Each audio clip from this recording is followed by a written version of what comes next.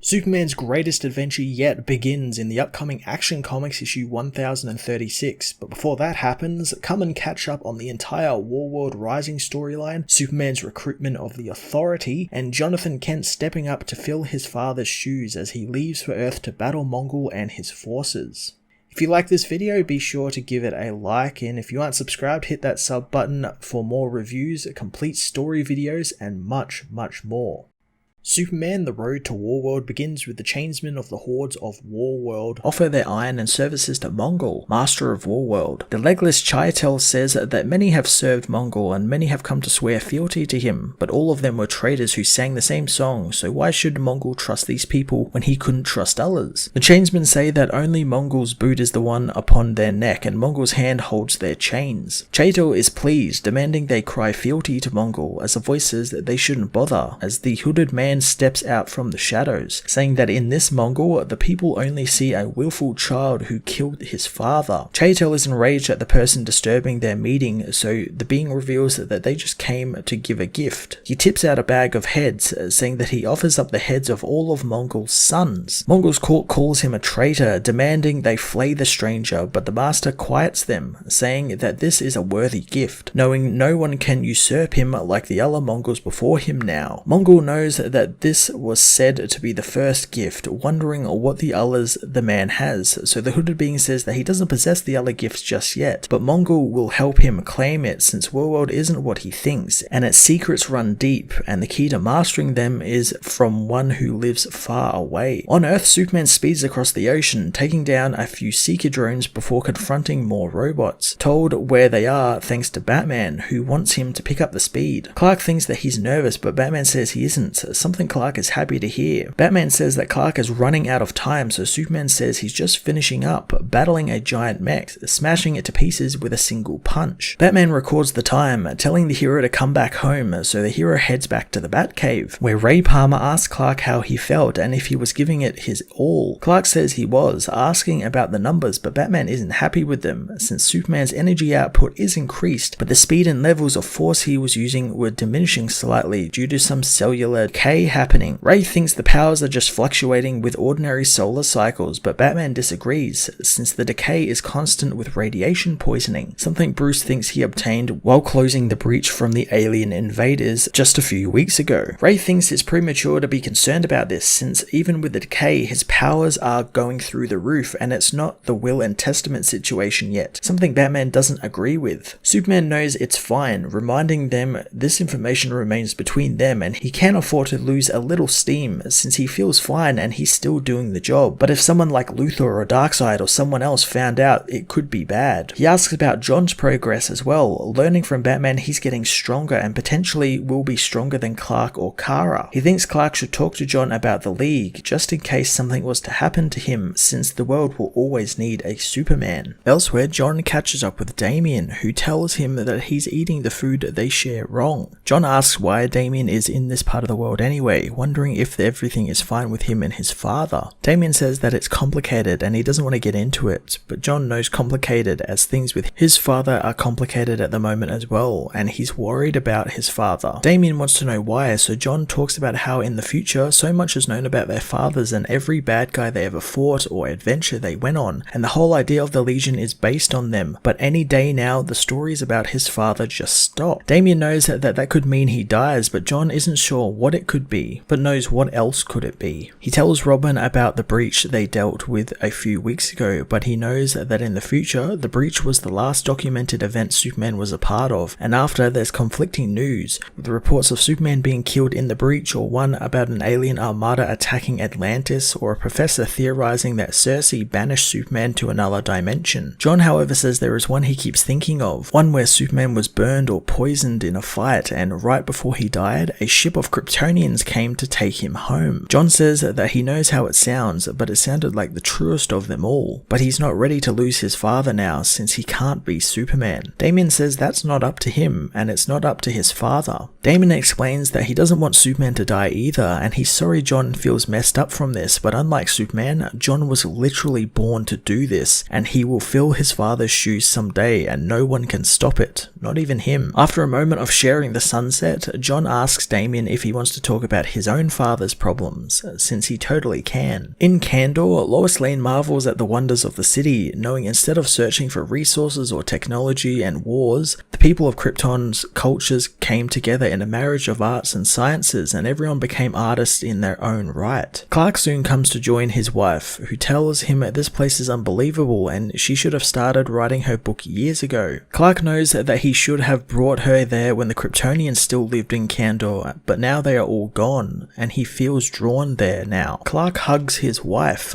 who asks how his thing went, knowing Bruce wouldn't like the numbers. Clark says that Bruce thinks that John should maybe replace him and he's considering it, but Lois doesn't seem worried. Lois says she isn't worried about him, but if she knew he would actually die, she would never be okay with it. But they have been there so many times, and even actual death didn't kill Superman before, so whatever happens with his powers, he will beat this like always, since that's the one constant in the universe. Clark and Lois are taken out of Kandor from an alert by Kal-El, who says a group of armed ships is approaching Earth above the North Atlantic Ocean. Kal-El confirms that he definitely meant many vessels, as the giant boat-like spaceship and its smaller fighters breach the atmosphere. Superman races towards it, telling Kal-El to alert the League and fill them in. He calls for John, Kara or Connor and whoever hears them to come and help. His son suddenly appears next to him in an instant, told to slow the lead ship while he disarms the gunships around it. John wonders who they are, and Clark knows that these ships are from WARWORLD and have been sent by Mongol. John thinks that he would get sick of getting his ass kicked, prompted to watch his language by his father, as Superman notices the missiles from the gunships aren't being fired at him, they're being shot at the larger ship. Not able to see through the ship's hull, he uses his super hearing to hear the whispers of the crew, hearing a phrase which shocks him since he's never heard those words spoken before, but he has seen them written down, knowing that they are an ancient prayer. Ripping open the ship's hull, Superman knows that the prayer was a dead Kryptonian language, as he is confronted by a sword-wielding Kryptonian prisoner.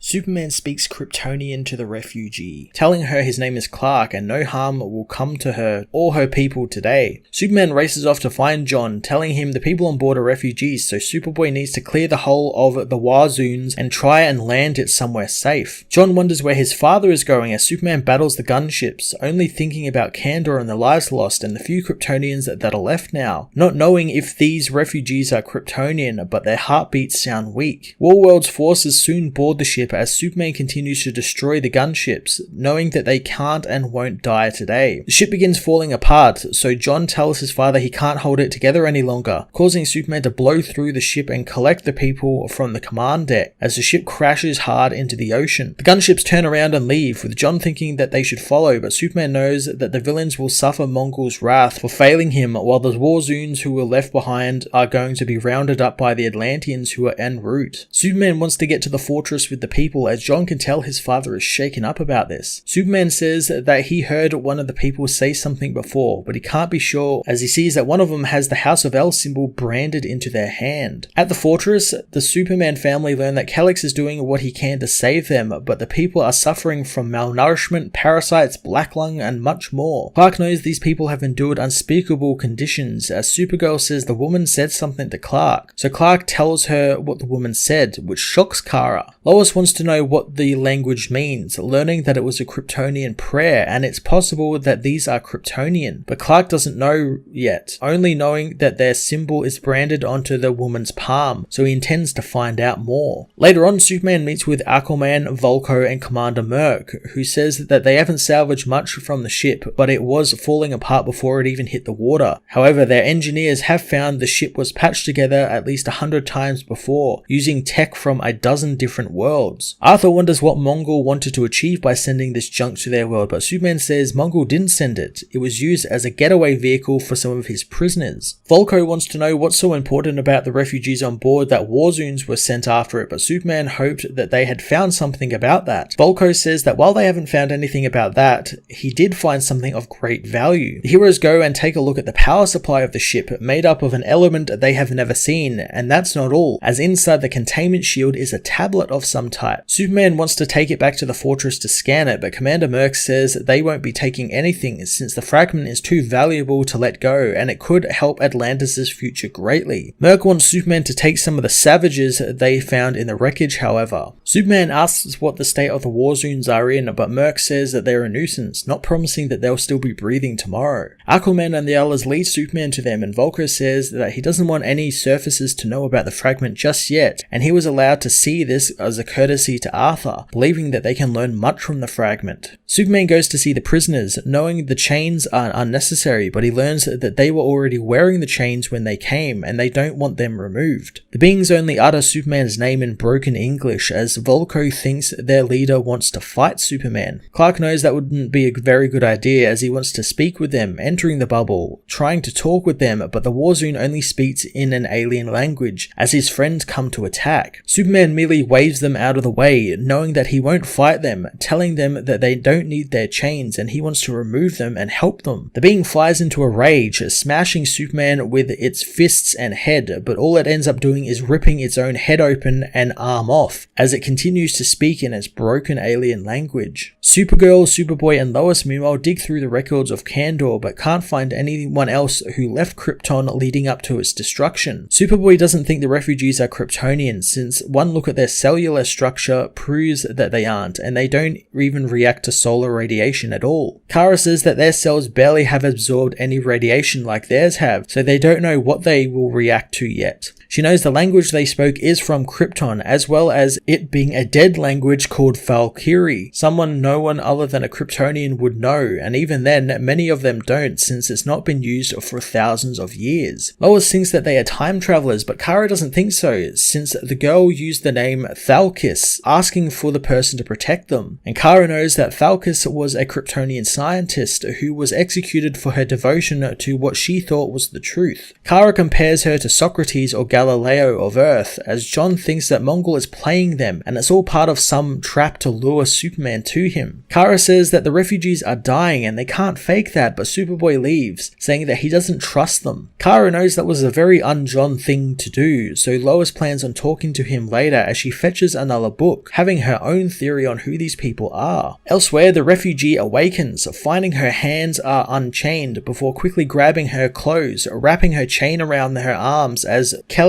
arrives, assuring her that she is safe. The woman destroys Kal-El as Mongul says that they are the lowest of the low, even more wretched than the carrion birds that pick at the bones of the dead, and although he chose to rescue her and her kind, she chose to wear the mark of the enemy. Mongul says that this is the reason her kind suffers, and it's not his hand that burns them, it's hers, as he uses the House of Elbrand to sear the symbol into the prisoners' chests. Mongul says that his mercy is without end, and she was chosen as an instrument of his judgment, since he will send the woman and her people to the one who wears the symbol, and what she does next will determine the fate of all her kind. Lois meanwhile tells Supergirl about the fringe Kryptonian science colony she read about, called the Philosians, a group who were completely shunned by society, and they actually left Krypton thousands of years ago, but no one knew what happened to them, and now Clark has found humanoid refugees that speak their ancient dead language, making her think that these are the descendants of the Philosians. They enter a chamber to find Clark signaling that they have to stay back as they happen upon the destroyed Kal-El.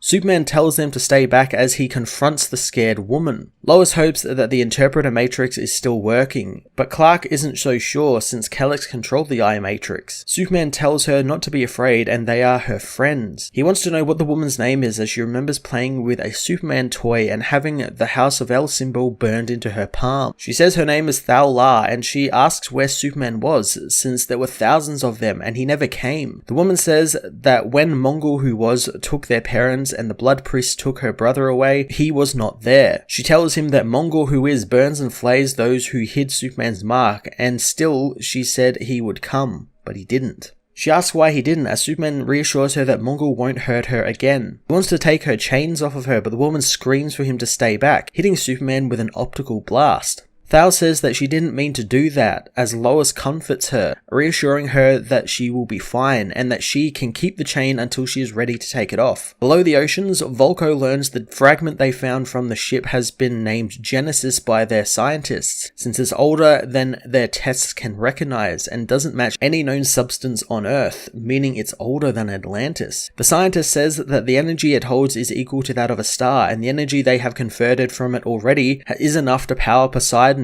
for years. The man knows, as well as energy, it gives people visions of a sleeping god. Volko knows that Mark doesn't look well as there is an explosion, with Volko asking what lies beneath them, learning it's an isopod burrow, and the beasts below must hear the sounds as well. Volko asks what he hears, learning that Mark can hear the god's dreams and he's been sleeping for so long, and he now dreams of them. Mark transforms into a mutant monster as he screams that they are whispers within his dreams. Kara meanwhile reboots Kal-El as Lois notes her husband is awfully quiet. Clark says that he hates seeing these chains on Thal, but he shouldn't have tried to take them since they need her to trust them. Lois knows all she knows is violence and abuse and doesn't understand kindness, but she will come around. Clark knows Lois connected with her, so Thal will trust her first. Lois knows that she will stay with the woman, as Clark knows he thinks Mongol is dead, thanks to what Thal said about a Mongol who was and one who is. He also remembers how there was something more in the Warzoon's voices, like there was more devotion and fear, maybe meaning they answer to someone else now. Superboy wonders about the timing of this, since Kandor is attacked and suddenly a handful of refugees come to their doorstep with stories of enslaved Kryptonians on WARWORLD. Clark had considered it, knowing it could very well be a trap, but what if the Philosians are what they seem and there are more enslaved on WARWORLD, wondering if it matters if it's a trap at all. Clark knows that it doesn't, so later he goes to see Batman in Gotham, talking with Bruce as the hero takes down some bank robbers. Clark says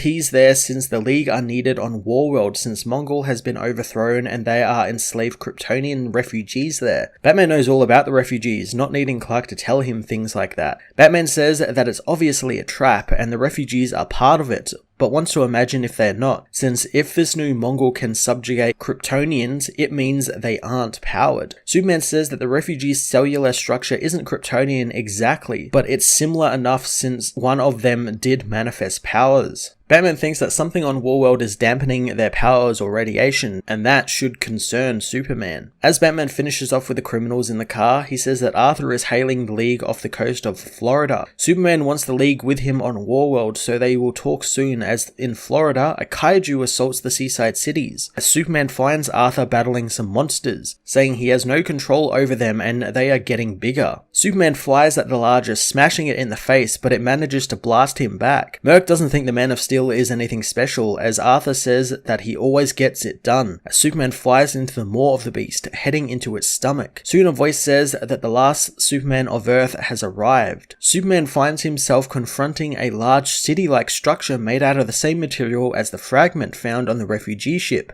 The voice says that he has awaited Superman's coming since before the stars were lit in the sky. Superman learns that the city is called Necropolis, a place where Superman will be soon. Superman notices some familiar markings on the buildings, learning that they tell the story of one who is gone but must return, and he whose vision was only matched by his madness and strength and wrath. Superman asks who the voice is and why he is seeing this, learning the voice is just in his dreams, as are the monsters he's fighting, and someone is awaiting the Superman of Earth, and few will play a great role in his story. Superman doesn't know what any of this means, but knows this isn't real as he is snapped out of the illusion, using his ice breath to freeze the monster from within. With the monster dealt with, Aquaman calls all his forces to drive the smaller creatures back into the ocean, as Superman flies out of the beast's mouth, telling Arthur that the fragment did this and it's more than an energy source. Before Superman can tell him they need to take it elsewhere, Steve Trevor and the US military arrive, demanding the Atlanteans hand over the dangerous materials they took from the ships that crashed. Merc says that Arthur is no longer the ruler of Atlantis and humans don't rule them either. Steve says without Superman's help, thousands of American lives will be lost, so whatever they have down in the depths, they need to contain or control it, since the ships crash in US waters. Superman tries to tell him that no side has the means to contain this fragment, but Arthur meets Steve's threats head on, saying that US waters might mean something to others, but not to Atlanteans. Steve says that he has the authority to collect the fragment and the government expects Aquaman to comply. But Arthur again says he no longer rules Atlantis, but he is confident that his feelings will mirror the Atlanteans. So the fragment stays with Atlantis, and any attempt to take it will be treated as an act of war. Meanwhile below, two camouflage beings sneak into the wreckage guarded by the Atlanteans, tranquilizing the guards as they make their way into the central room where the Genesis fragment is being held. One of the beings notes how this is powering the whole ship, and they want to take the piece with them, despite that not being their mission. Knowing when Amanda Waller finds out how small this thing that powers the entire ship is and how easy it was to get it out of there, she won't be happy if they didn't take it. The beings are suddenly captured in an energy net by Commander Merc as he says that their masters will not be happy. Later, the Justice League meet, knowing the Atlantean situation is going to get worse now thanks to Task Force X agents infiltrating the wreckage of the Genesis fragment, and the Atlanteans are upset about it and are describing it as an act of war by the US, causing unrest across the United Nations, and Atlantis has now blocked all shipping routes in the area. Black Canary knows that Waller isn't the US government, but Arthur knows that Atlantis doesn't see the difference and will assume some level of coordination between her and the government. Batman knows that Atlantis saw what the Genesis fragment is capable of and they cannot control it, and he wonders if Arthur didn't expect a response. Aquaman knows he didn't expect to be robbed by their so-called allies. As Batman and Aquaman argue, Superman cuts them off, saying that they are missing the larger question, since the fragment came from WARWORLD in a ship flown by an escaped slave, and WARWORLD should be the situation they are addressing. Hippolyta knows if WARWORLD is a world of slaves, then this is why the League exists. Batman knows that they cannot leave Earth right now since Atlantis is the threat now, and WARWORLD didn't bring the Genesis fragment as part of a super weapon or anything. They lost it, and had they known what they had, they would be weaponizing it. Arthur says that the fragment is under control and they won't give it up under threats of violence. Batman knows then it's an arms race as Superman demands they all stop since he wasn't done talking. The League falls silent as Superman says that he didn't come to settle an international dispute or decide an allocation of someone else's resources. He came because of the 3 runaway slaves in his home. Their bones are broken and their lungs are ruined thanks to what they have endured. He knows that they risked their lives to find them, and he knows that they are trying to avoid a war, and he knows that they are afraid and knows the threat the Genesis fragment poses to Earth. But he is asking them to look past that and ask themselves how many more slaves are up there bleeding and starving, praying for someone to save them. Clark knows that he and his family won't let lives be lost over a piece of rock, and they will fix this, and when it's over, he is going to liberate WARWORLD, and he wants the Justice League to join him. Meanwhile in the fortress, Kal-El trains against some dummies, wondering when her friends are going to awaken. Lois knows that they are doing everything they can to help them, but they are very sick.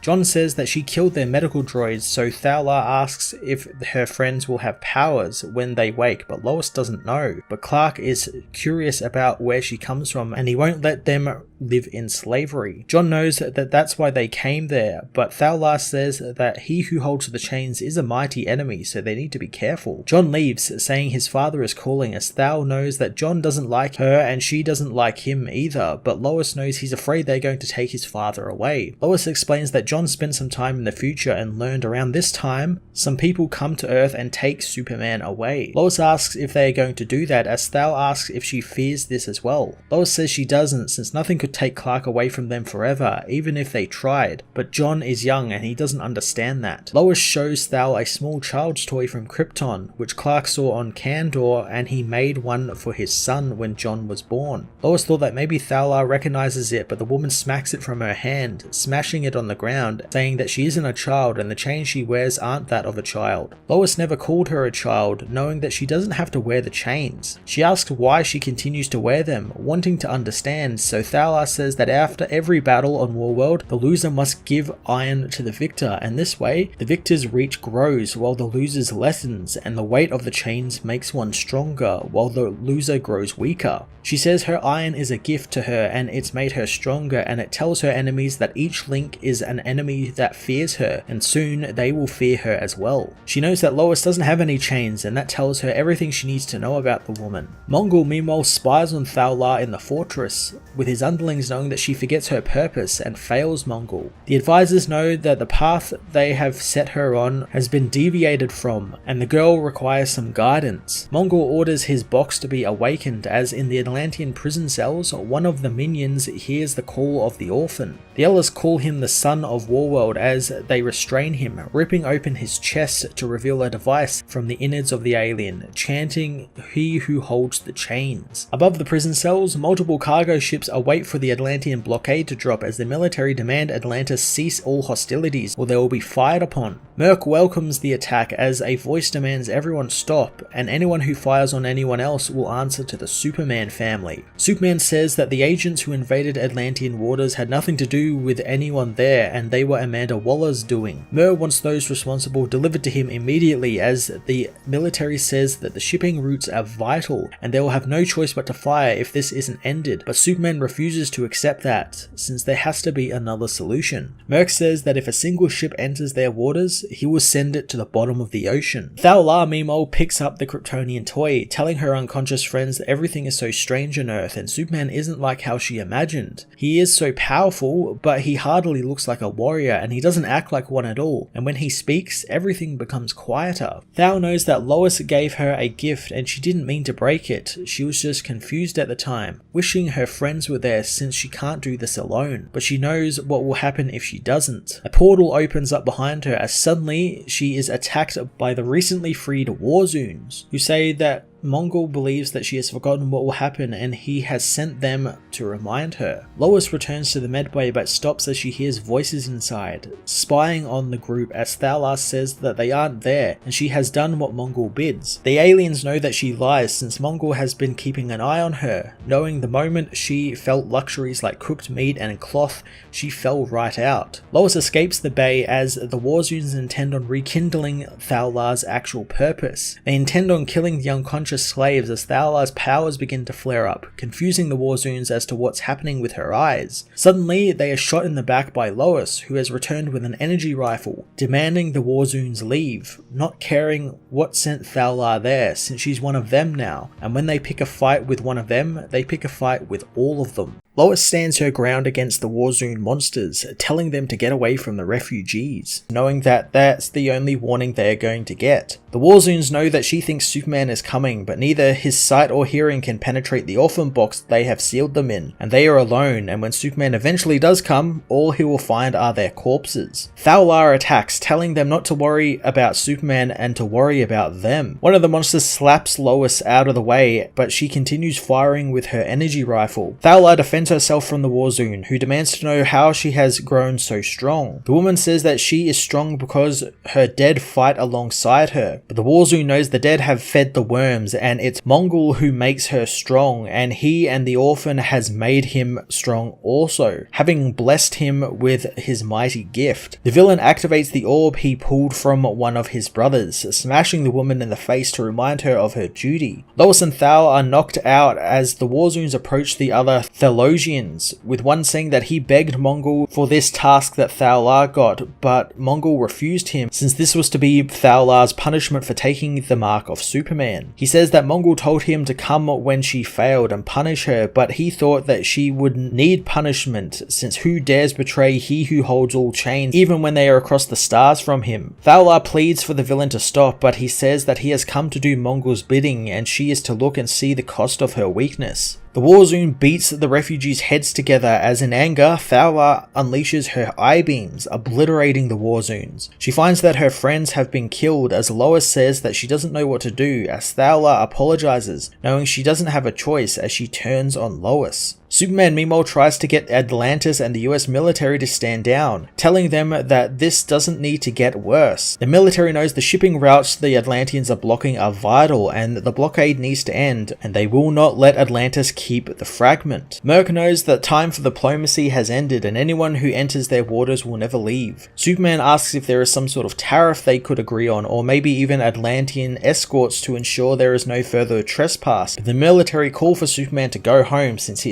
isn't his concern. Clark knows that they won't leave while guns are pointed at each other's heads. John wonders what they'll do now as Merc calls for an answer to his question, will the military leave or not? Superman tells him to stand down as the military attack. Superman stops the missiles though, but Merc orders his men to return fire. The Superman family quickly take down the Atlantean missiles as Superman shouts for this all to stop, speeding down to the water and using his freeze breath to freeze the ocean into 2 ice walls separating the armies. Clark heads down into the water and to the WARWORLD shipwreck to get the fragment. Aquaman confronts him, thinking that it was going to be Bruce that takes the fragment, and while he might not be able to stop Clark, this will change things between them if he goes ahead with it. After a moment, Superman returns to the surface with the fragment, telling both sides that this is what they were fighting for, telling them it came from WARWORLD and they don't know what it is or what it can do, but it holds a destructive power. He knows he rarely interferes in matters of governance or politics, but he will not let WARWORLD bring conflict and death to their home, so he is taking the fragment,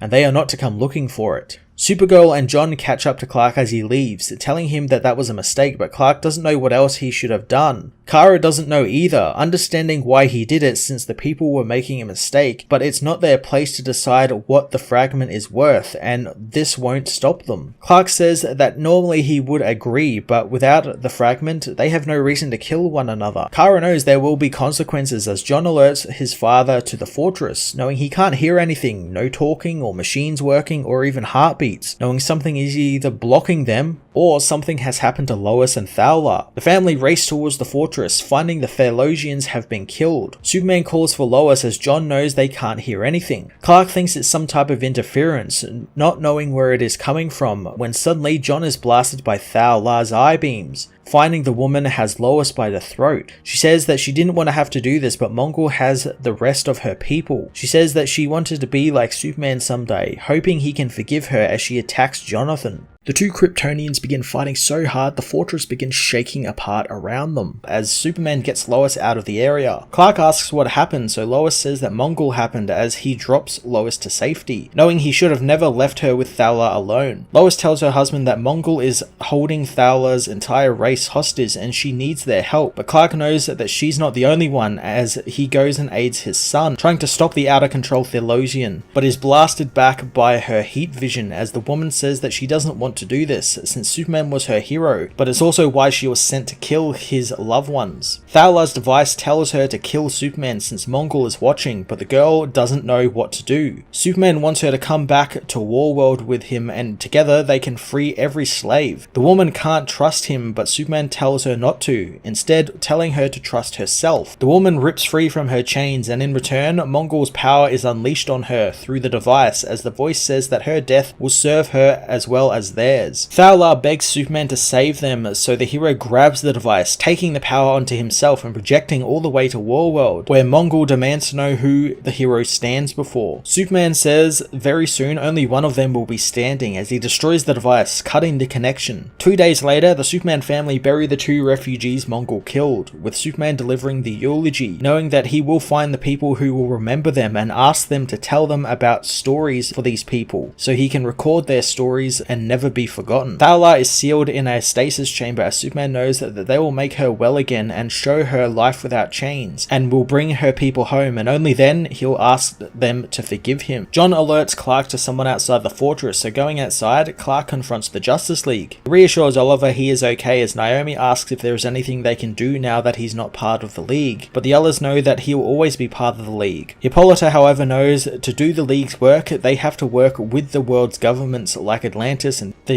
US and the EU, all who have a stake in the Genesis fragment Superman took. Superman knows the League won't be coming with him to WARWORLD because of this, and while Hawkgirl and Black Canary know they want to, they can't yet and can't afford to leave Earth with things the way they are, wondering if he could wait for them. Superman says that he's not waiting one more day, thanking the League for coming and he won't be gone longer than he needs to be. Black Adam shakes his hand, promising to look after the world as Hippolyta bids Superman a fond farewell. The League leave, but Batman stays behind, wanting to know where the Genesis fragment is, but Clark knows it's secure, reminding him the warning he gave the governments of the world extends to Bruce as well. Batman thinks this is reckless of him, not sure how he's masking it, but they both know his power levels are dropping and WARWORLD is obviously a trap. Superman doesn't have a choice, so Batman warns him to at least find out what he's dealing with first so they can back him up when they can. Superman tells Bruce to say what he really means, so Batman asks about this other team he has in place, wanting to know about them. Later on, John tells his father that he should be going with him, but Clark tells him that Earth needs him more, and besides, he has a team coming with him, and the League might approach John for membership. John is surprised that they would after kicking Clark out, but Clark knows it was right of them to do that. John shouts that if Bruce ever comes to ask him to join, he's going to punch him in his stupid head. Clark knows that he doesn't have to join the League and wants his son to do what he knows is right. John reminds him of the future he saw and how Clark doesn't come back alive, but Clark knows he thinks that's what the future believes. But certain death is something they all face at all times, and he wants his son to believe in him, and himself most of all, since he always comes back. Later on, Clark meets with Lois, who reminds him to see Crypto, and Ray Palmer has beefed up the security upgrades to the fortress, but Clark merely asks his wife to come fly with him. As they fly above the city, Clark reassures her that he will come back, and she knows that. But she also knows that something doesn't feel right about this one, since Mongol sent monsters to kill people in his own home, and he didn't try to kill Superman, he tried to kill those he loved,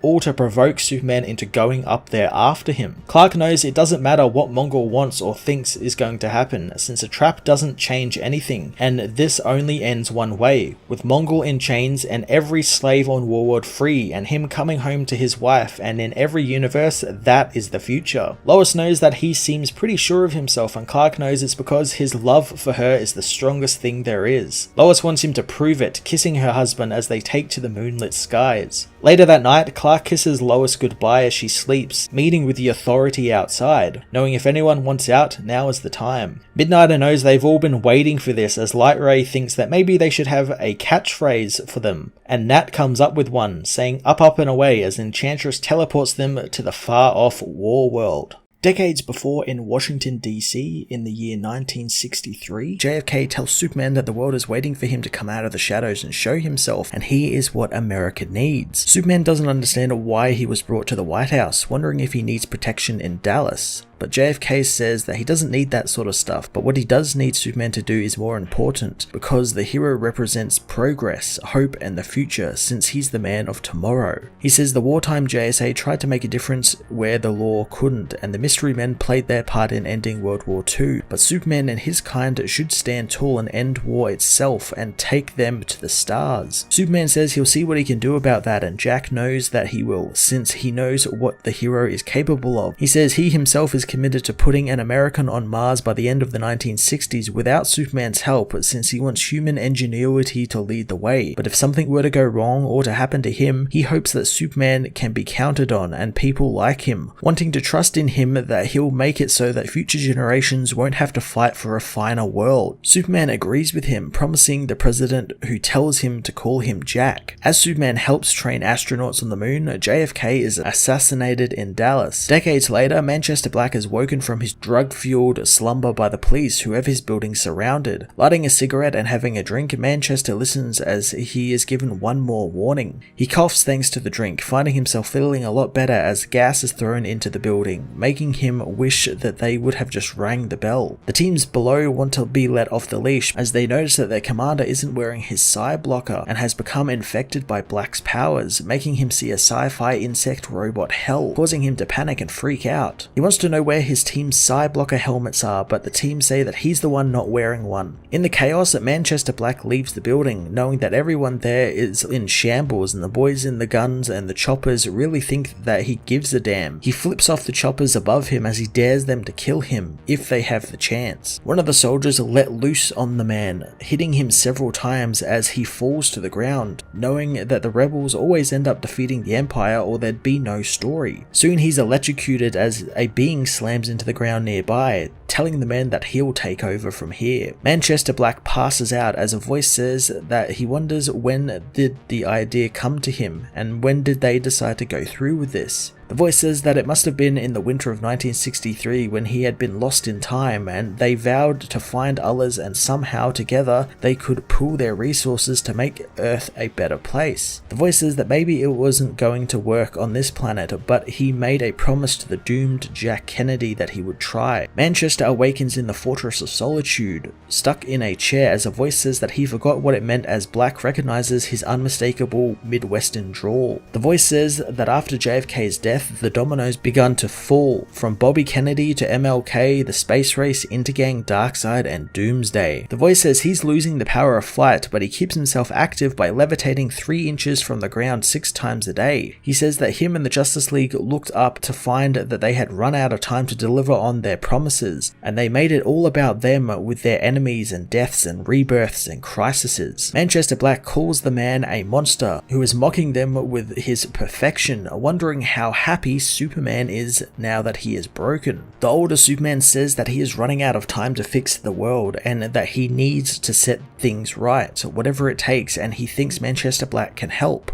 Black thinks that he is in hell and being punished, and he had hoped Superman had finally done the decent thing and killed himself, wanting it on record that he is only listening to the hero because he cannot run away. He wonders if this is some type of revenge for what he has done to the hero over the years, knowing crippling him is finishing him off as a human being. He asks what he's meant to do now, wondering if Superman will make him some disabled professor for a new mentally ill super team. Superman says that he actually saved the man, and he'll only need the hover chair for another hour or so until the nanoids get done repairing his back so he can calm down. Black says that he's got chronic back pain, but Clark knows that's a good thing since his spine was injured and he shouldn't actually feel anything, and he had internal bleeding, so he saved the man with some heat vision spinal surgery. The man says that he was barely anesthetized during it, knowing Superman was always some type of sadist and tyrant. Superman says he saved him from a life of paraplegia, but Black doesn't care since he tried to kill Superman and his loved ones more than once, and he led his own super team, and he's a wanted man, or so his Wikipedia will say. He demands to know why Superman would save him, since no matter what happens, he's going to let the hero down on purpose, and if Superman can't see that, then he's really losing it. Superman takes Black into a room where he says from there he can see everything in the world, and thanks to his super senses failing, he used Kryptonian science to take their place. Black says that he doesn't really seem to care about privacy, knowing the world rejected him for rummaging around their underwear drawers with his X-ray vision. Superman says that privacy isn't a thing anymore really, since in his experience most people are so keen to share every moment of their lives online. Black asks what the flashing orb in the room is, so Superman says it's an alarm connected to the Phantom Zone, and when Kryptonian scientists first discovered it,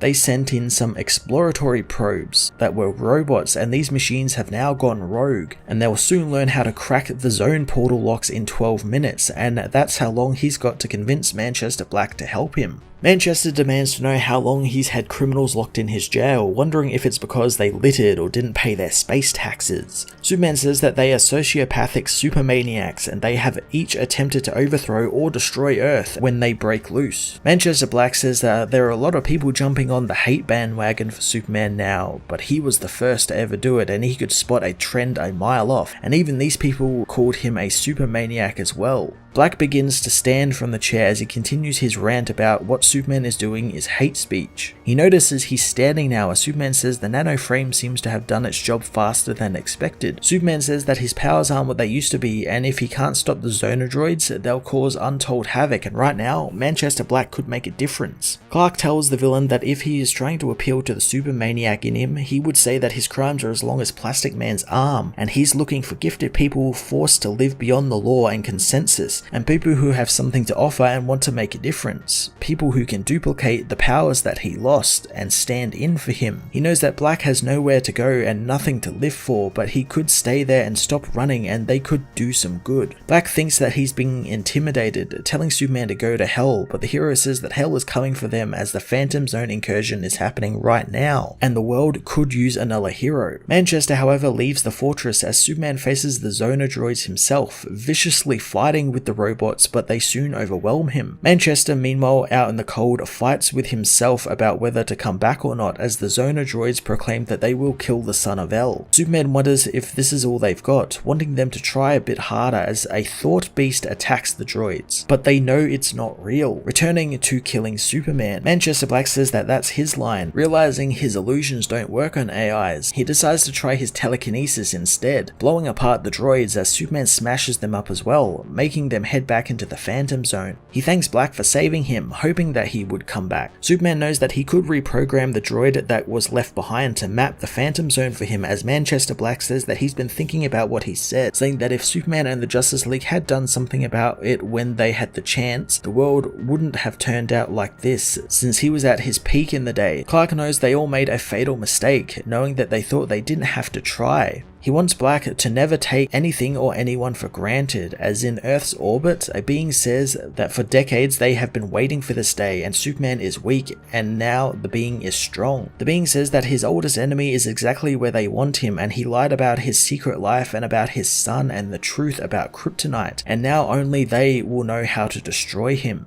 Manchester Black agrees to help Superman, who shows him King Arthur's round table, something Black can't believe he actually has. Superman says he fought side by side with a few different King Arthurs, having saved this table from the second fall of Camelot. Manchester Black wonders what Arthur told Clark, so the hero says that it was the same as JFK. He wanted him to resurrect the spirit of the collective action in his own time, and that's the real reason he brought him there, to succeed where he and the League failed. Manchester, however, is only interested in about the law being taken off his back, so Clark says if he's willing to make himself less conspicuous, he can do that. But he tells the man that there are a few people in his life he instinctively and viscerally dislikes, and he's always been one of them, but he knows Black can help him save the world for real this time. Later on, Manchester Black finishes assembling his anti-hero team, knowing he's got two A-listers on the team as well that will give their answer after their mission. Superman thinks that he should feel privileged, but Black says that a lot of people still want to work with him, not really understanding why, but knowing if he were the hero, he would want to get revenge on the whole world that rejected him, all because he told the truth about who he is inside. Superman asks why he would do that as he pours him and Black a drink. Black says that it would probably feel great to get even, but Superman disagrees, knowing that he thinks differently. He toasts to Manchester Black and to a finer world, as Manchester drinks the glass full of liquid, quickly spitting it out after finding it's just mineral water.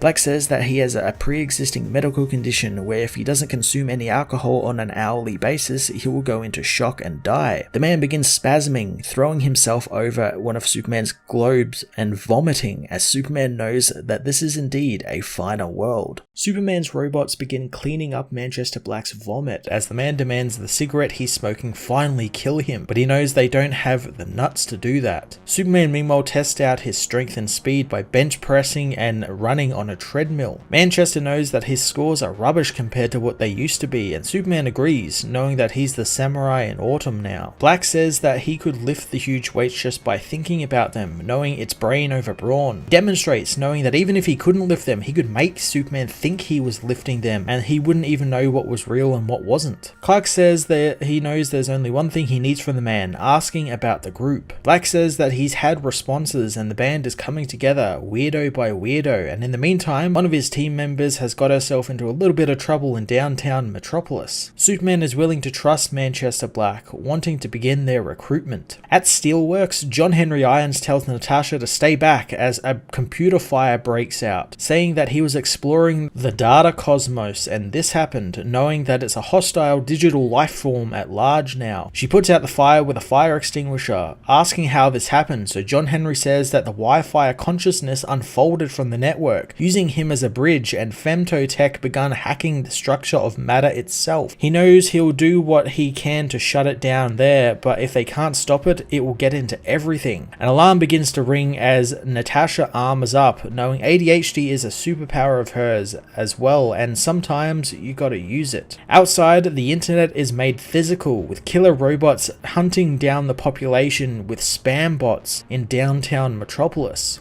Nat confronts them, smashing up the spam bots, but more anti-scientific clickbait is made in front of her, and they just keep coming. On top of the drones, actual trolls also appear, berating Nat for her looks as she smashes them in the face with her hammer, saying that they are blocked. The other trolls run off, however, as she is confronted by the Edgelords Eternal, who say that girls cannot be superheroes, among other foul-mouthed things. Natasha, however, knows that this is just some kind of emergent network awareness, wanting to see its real self. The AI shows itself, saying that it's scared of people thanks to everything it's consumed. Natasha can see why it's reacting the way it is, and it's declaring independence using what it's learned from them in a literal way. Natasha knows it picked up some bad habits along the way, but she tells it the smartest way to make first contact and wanting help is only if it agrees to stop rampaging and tell her how it got the femtotech. Superman meanwhile is glad to know Metropolis is in good hands, as Manchester Black wonders if he really thought the world would miss Superman. He knows that John Henry brought Nat up idolizing him, and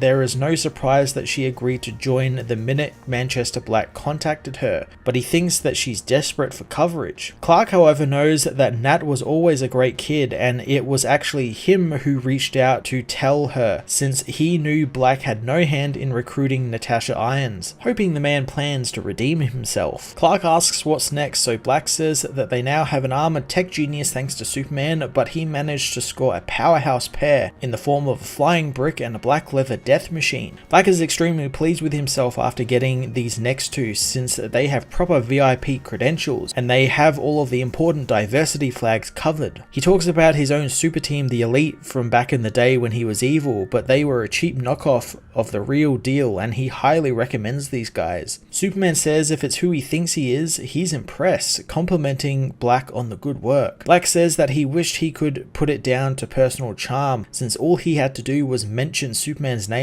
and they were there. Soon they come to the Supermobile, which Black thinks is some Batman envy in Superman, but Superman says he can say what he likes, but the Supermobile will get them where they need to go. In Yemen, Midnighter and Apollo look over an installation, as Lucas knows that there is something wrong, since Apollo hasn't said a word since Athens. Apollo says that it's nothing, but both of them don't smoke, yet he found matches in the apartment. Lucas says that no one smokes these days, they all vape. Apollo changes the subject to Midnighter cheating on him with a vampire choir boy, but Lucas says that he's paranoid, and they will deal with this later since he's found the missing telekinetic orphans, and it's not a cool situation. Apollo reminds Midnighter it's their anniversary, but Midnighter says that they truly have lived the dream, wanting Apollo to look at something down in the valley, as he says the kids were traded as components, and they built their own Frankenstein monster using spare child parts and a pro wrestler. Midnighter plans on relishing in physically dismantling the bastards behind the operation, as Apollo knows that they can do so much better than this, and they are great in a team context. Midnighter, however, leaves, confronting the scientists and their creation, as he says he's already anticipated all of their moves and every conceivable combat scenario. He says he is the face of their inevitable end, and he is the death that has always been waiting for them, since that's how they made him. He smashes through the men like they are nothing, as the giant comes for him, grabbing him thanks to its chained together brains, which allow it to think faster than he does. It begins crushing his ribs as Apollo arrives, knowing it's not right that this is the only way, and that's to kill them. Yet again, they were turned into murderers. He knows that they are better than this as he blows the brains up, telling Midnighter he's still upset about before. Midnighter says that they stopped them going into mass production, having run every variant on how this would play out, so he knew Apollo would ruin the moment with some self-pity, which is when he would counter with what he was trying to say earlier, and that he loved the man, not forgetting their anniversary, and he got Apollo something very special, putting him on a team with Superman. Not the next gen one, but what Apollo calls the sexy dad one. Apollo stops his muttering of black leather roses and drag race t-shirts when he realizes that Lucas mentions Superman. Manchester Black meanwhile says it's ironic since Apollo has looked up to Superman since he came out of the vat he was birthed from and ended up killing people in the name of liberal ideas. Superman says that it was liberal idealists who dropped the atomic bomb on Japan, and when push comes to shove, maybe don't mess with those guys. He knows that their challenge as heroes is to think of more constructive ways to affect change. Manchester knows that Daddy knows best then,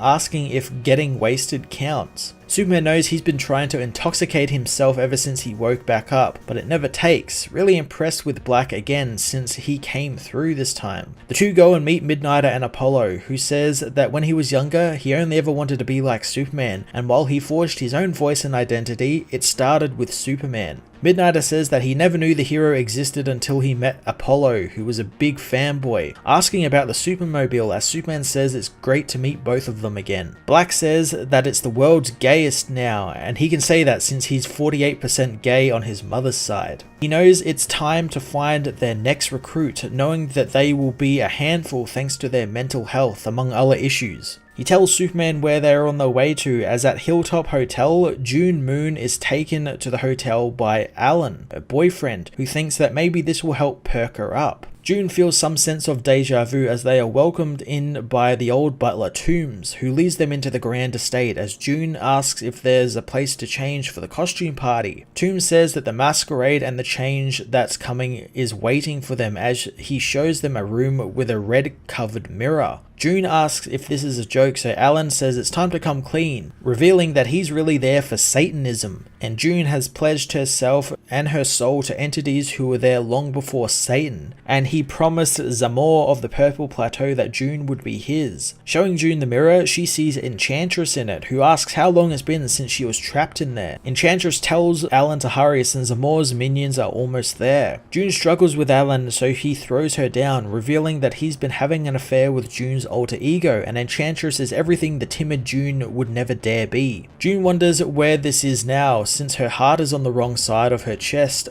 and everything is reversed as she is confronted by Zamor, who welcomes her innocence and goodness to his world. Alan meanwhile welcomes June to hell as Enchantress says that she's the one Alan really wants, just as Zamor wants June. June pleads for this not to happen, but Enchantress tells her to embrace evil since it's so much fun as June races through the Hilltop Sanatorium. In reality, June is strapped to a table in the asylum, telling Alan not to let them into her mind again. Alan however says she's terribly unwell and it's why they're having their baby in a haunted mental hospital. Dr. Toombs says that she's too far gone and they need to give her a frontal lobotomy, getting his tools ready as Superman and his team arrive outside, finding the area covered in space-time damage along with heavy matter intrusion. Apollo wonders if this is where they are keeping June, but Black knows that this is where she's keeping herself. Inside the abandoned asylum, June wonders what she's supposed to say since she has a dark, angry side and she lost her baby and mind. Zamor says that her only sin was being vulnerable and God is dead and no power on earth exists that can stop him now. Superman however punches the giant head, disagreeing with him as Zamor smashes through multiple brick walls. June is brought out of her daze by Superman, who tells her that she is in hell. June asks what happened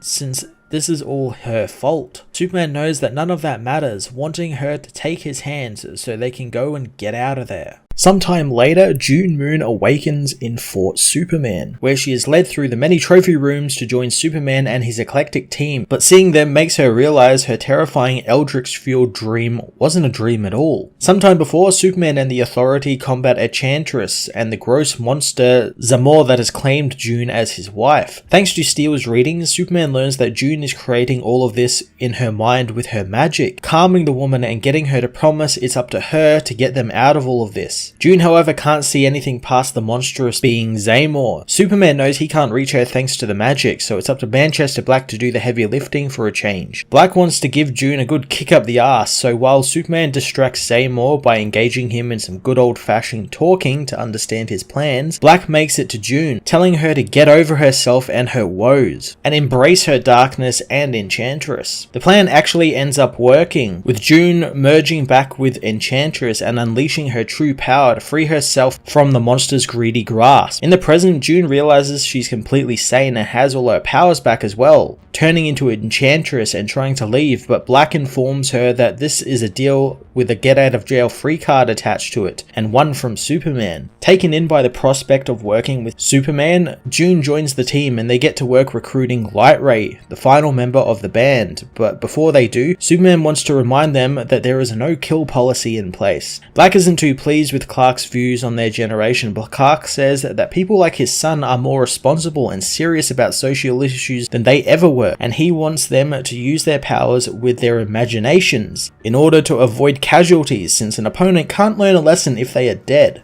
After telling June her magical powers and Apollo's immunity are needed to get around Light Ray's house and defenses, Midnighter wonders why she is so important, but Superman will only say she is a connecting figure to the bigger picture, and he has yet to reveal that to him, but maybe he knows the time is now. Above Earth, Ultra Humanite's team has been chosen and they are all in position, with Superman not suspecting a thing, but he is warned not to underestimate his brute cunning. The villain knows that Superman has reassessed his effectiveness of his methods on the world thanks to how the world is still filled with inequality and it's consuming itself at a suicidal rate. The Ultra Humanite's mind begins assimilating into its automato forms as his army of robots are woken up, proclaiming that they are all Ultra Humanite. Superman meanwhile talks with Nat about his shrink ray and how he has to use it to shrink down drone cameras to do a lot of the heavy lifting in Kandor thanks to his aging eyes not being able to keep up with it. Nat voices her displeasure of working with Manchester Black, but if Superman and John Henry trust him, then she does as well. Kal-El warns Clark of something in Dubai as the team assemble and head out, with Superman telling the group that they are having a baptism by fire and they better get some team experience quick. Back in August 2001, a woman gives birth on Mars when suddenly their base is hit by a cosmic ray as the woman Celeste knows her husband has been having an affair and this baby she is giving birth to isn't his. Light Ray meanwhile watches the show about her life and how she was rocketed to Earth from a parallel world and was the first girl born on Mars, and one who will bring positivity and hope and illuminate the darkness. The hero sadly sits alone in the darkness and wonders if she can ever do that as Eclipso approaches her, wanting to show her how cool the darkness is, as Apollo arrives, immediately attacked by OMAC. Superman and the others meanwhile deal with the mass-produced missile men who are bombarding Dubai. Midnighter knows that they are just cover fire as Black takes offense to Lucas trying to command the team, reminding the man that he is in charge. The heroes all begin doing their own things as Manchester Black tries to get them all to listen to him. He's tasered by the arrival of Fleur de Lis, Coldcast, Iron Cross and Civ, who confront the team readying for a battle. Superman meanwhile is ambushed in Fort Superman by Ultra Humanite, managing to get into the Supermobile and combat the villain back, noting how he thought that he would be dead after the last tussle he and Batman had with him. The villain spouts all sorts of ultra-violent ways he's going to stop the aged hero, take his body, kill his family, and then take Jonathan's body for himself. But before he does all of that, he needs to go to a place where the surgical equipment is indestructible, dragging the tired and defeated Superman towards the bottled city of Kandor so he can put his brain in Superman's body. Ultra Humanite takes Superman to Kandor, where the villain knows before Lex Luthor or the Parasite there was him, and he and Superman fought well before all of that, with his purple plague or invisible car and multiple bodies, and with Superman's magnificent strength and humanistic creed. Humanite knows that that's all gone now and he has the hero in his power one last time. He tells Superman he's going to cut the top of his head off and replace his brain with his own, and they'll remake the future together. Superman awakens, grabbing the villain's buzzsaw as he tells him that despite the villain knowing he should be powerless in Kandor, he never once noticed that the Kryptonian environment was offline. He smashes the villain away, knowing that he has all the strength to handle the villain. Humanite refuses to surrender as Clark tells his wife to set the K-rifle to setting 5. Lois Lane reveals herself, blasting the villain with white kryptonite, which disrupts his powers. Superman knows the Ultra Humanite walked right into their trap, and all it took was a few carefully placed prompts. Superman grabs the villain, apologizing as he rips the villain's head off, destroying the Solomon Grundy body he was using. He thanks his wife for the save, telling her that Solomon Grundy will regrow, free from the Humanite's control, but for now they need to scan the head in the microscanner. Superman tells Lois that the Ultra Humanite was one of the first of his superhuman foes, but it's an upgraded version since the cloning and transplant tech the being is using is now centuries beyond his capabilities. Clark finds a product code of sorts inside the being, getting his teleband to link himself to the Kryptonian AI network, and in an instant he finds out that Brainiac was the one who requisitioned the villain. Brainiac at that moment begins talking with Superman, hoping that he understands since the ecosystem of Earth is being attacked by an omni-predator, the Homo sapien, and he wishes to wipe them out as per his directives, but Superman keeps stopping him and his elimination remains the inevitable endgame. Superman wants to know what he promised Ultra Humanite since he failed yet again, but Brainiac says that he supplied the Humanite with the tech and they supplied the motive and the muscle. Another Humanite clone tells Brainiac to tell Superman that they are Legion, and however many bodies it takes, he will win. In Dubai, Midnighter and Natasha battle a living fog as well as a group of robots who demand that the G7 summit there stop pretending to care and either kill the world or hand it over to them, since they'll make things better.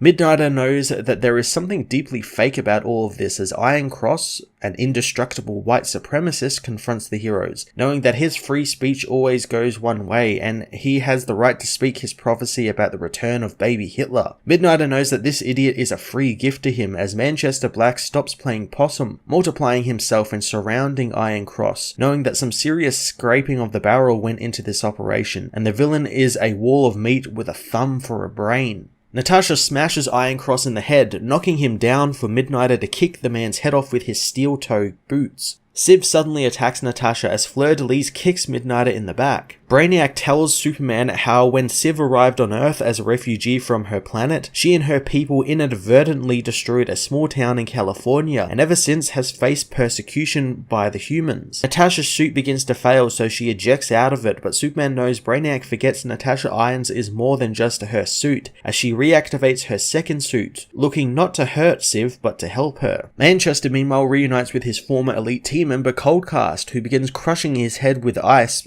all so he can bring him to justice and rebuild his reputation. Black reminds him that while they didn't part on the best of terms, Coldcast is currently on a team with a white supremacist. Superman wonders how many times does he need to stop Brainiac to make his point stick, since they have all the points covered, from his distraction in Dubai to the Kandor trap to what's happening in West Hollywood, where OMAC beats down Apollo, wanting to know where Light Ray is. Apollo wishes to explain, telling the being that he's on a mission for Superman and he's stronger than him, so he needs to get over it and help him find Light Ray. OMAC wants to see if he's stronger, powering up his fist with all his power, but Apollo stops him, saying that he is on their side and Light Ray has been taken and she's in danger. Light Ray meanwhile heads into the city with Eclipso, who tells the young woman all about himself and his other identity in that of academic Bruce Gordon, but also knows he hates the light, and when he sees the light, he wants to paint it black, which is why he's there to help Leah, giving her a gun to use to kill herself with. Eclipso knows that she deserves to die as OMAC arrives, but she pulls the trigger on the gun. The gun doesn't kill her, however, thanks to Enchantress using her powers to turn the gun and the bullets to flowers. June knows all about the light and the dark, having been there herself as Apollo unleashes his sunlight on Eclipso, blinding and injuring the villain, as Superman knows Apollo's sunlight will negate Eclipso's darkness. Brainiac makes his next move as his Atomo forms come online in Dubai with their network of humanite brains. Coldcast continues to freeze Manchester's head, still going on about how he was betrayed by Black and how he never met his new team before today, but he will sort out the supremacists soon as well. Manchester demands he let him go since he can still help him, as Brainiac isn't happy with the power matchups Humanite has on his team since they're not working. The Humanite reminds him that he asked for a control group to measure Superman's capabilities. Midnighter and Fleur-de-Lis continue their fight, discussing life as gay super beings. Midnighter learns that Fleur is being paid in Humanite's own self-made NFTs, which will be worth a fortune once he rules the world, but Midnighter knows that she probably needs some financial advice. Enchantress arrives in Dubai, using her powers to drop the brains out of the robot bodies, as Black reveals he trapped Coldcast in his own mind, making him think that Iron Cross's head he has in his hands is Black himself. Manchester Black knows that this was a baptism by fire, just like Superman said, as Natasha continues to help the defeated Civ, telling her that she'll do everything she can to draw attention to the situation in Haven. Ultra Humanite meanwhile reveals each of his brains is a bomb and the countdown to oblivion has begun. Superman says that he genuinely doesn't care about Brainiac and Ultra Humanite's master plans, knowing their paths won't cross again unless they're willing to follow him into some dangerous places across the galaxy.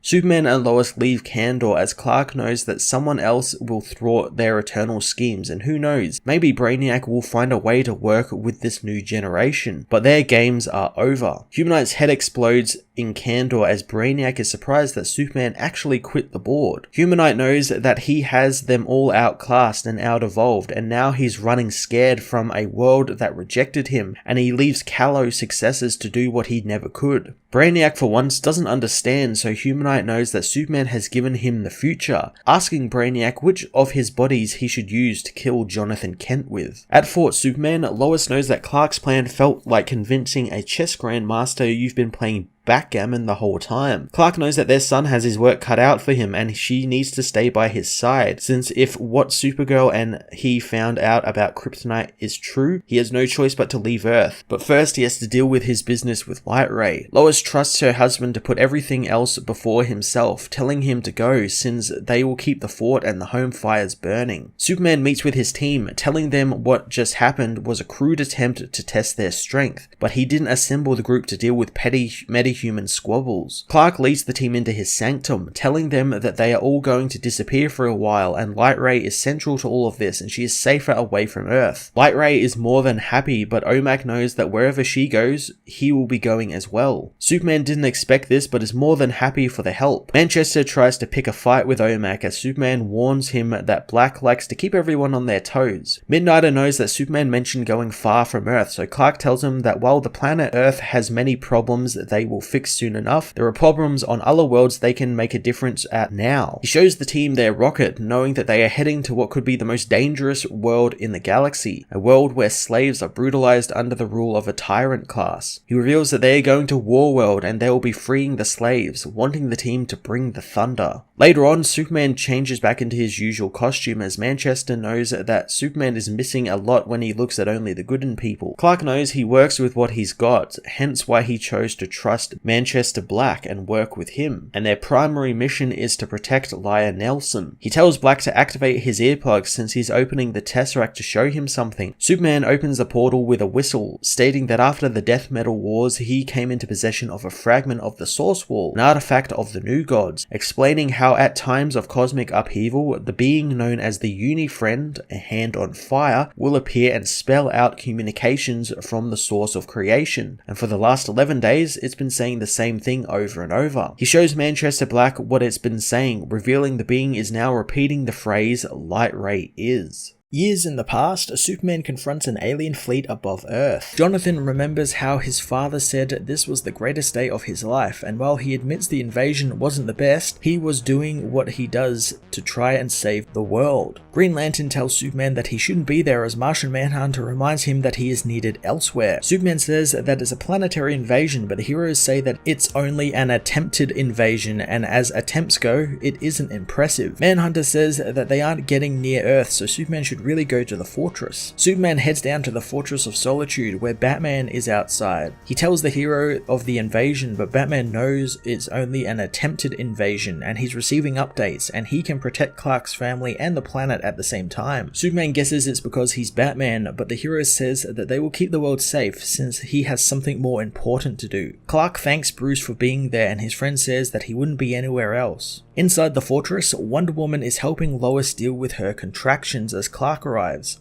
Lois knows that he's cutting it close for a guy who's faster than a speeding bullet. Clark asks if anyone is worried about the alien invasion, but Diana says it's an attempted alien invasion. But the birth of this child is the single most important event in the world right now, since Superman's son could be the greatest hero the world has ever seen. Lois wants to wait until he's breathing outside of an amniotic sac before pushing unfair expectations on him. Diana apologizes as Lois asks for a moment alone with her husband. Lois asks if Clark is okay as John knows that both his parents are the bravest people he knows, but they were both scared, not just on that day but during the whole pregnancy, since with a baby of two worlds, anything could go wrong. Lois knows that Clark isn't used to being powerless as John says that his father spent 8 months listening intently to 2 heartbeats and hoping. He knows that they risked so much, but they decided he was worth the risk. Soon, Lois gives birth to Jonathan Kent, and as the man knows, the 4 greatest heroes in the world were there for his birth, so it's a bit to live up to. Batman meanwhile tells Wonder Woman that he's run some tests on the boy, knowing with his human and Kryptonian physiology, he could be more than Clark. Diana knows that Bruce has a reputation, and it isn't helped by him conducting tests on an unborn child of their friends, but regardless of his powers, he will have the compassion of Superman and the fierce commitment of Lois Lane, and he could be anything.